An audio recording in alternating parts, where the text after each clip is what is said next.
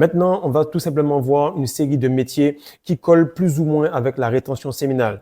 La plupart de ces métiers-là sont des choses que je fais sur une base régulière ou des choses que j'ai fait à un certain moment. Et ce sont souvent des choses qui s'avèrent être des hobbies ou des choses qui sont vues comme ça rapporte pas d'argent, c'est pas très très cool. Mais tu vas remarquer que ces personnes-là, justement, sont celles qui font le plus d'argent en ce moment. Pourquoi? Parce que c'est lié à leur énergie sexuelle et c'est lié tout simplement à quelque chose qui est créatif. Donc, tu vas remarquer que tous ces métiers-là collent beaucoup plus avec la rétention à mesure qu'ils tapent les chakras du haut.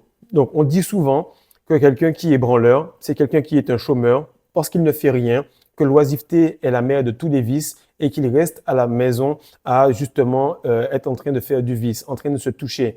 Et c'est ce qu'il faut comprendre, c'est que lorsque tu restes à la maison à ne rien faire, à te toucher, c'est exactement ça qui se passe lorsque les personnes me parlent de masturbation consciente. Et là, je vais te mettre un petit spot, une petite vidéo pour que tu comprennes un petit peu comment la situation pourrait être la même que si ces gars-là perdaient leur essence, si leur mère entrait dans la chambre au moment où ils étaient en train de se LeBron James. Regardez le setup à mon fils. Double écran, souris, micro, casque.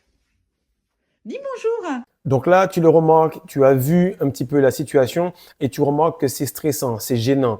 Même dans la vidéo, tu sens que c'est pas quelque chose de normal. Donc tous les gars qui veulent parler de masturbation consciente là, cette connerie-là, arrêtez cela parce que votre situation ne va pas changer en tournant en rond à faire des conneries comme cela. Il faut que vous puissiez prendre cette énergie, ce dégoût pour la réalité que vous avez actuellement pour aller chercher un petit peu plus que le boulot ou la boîte dans laquelle on vous a placé.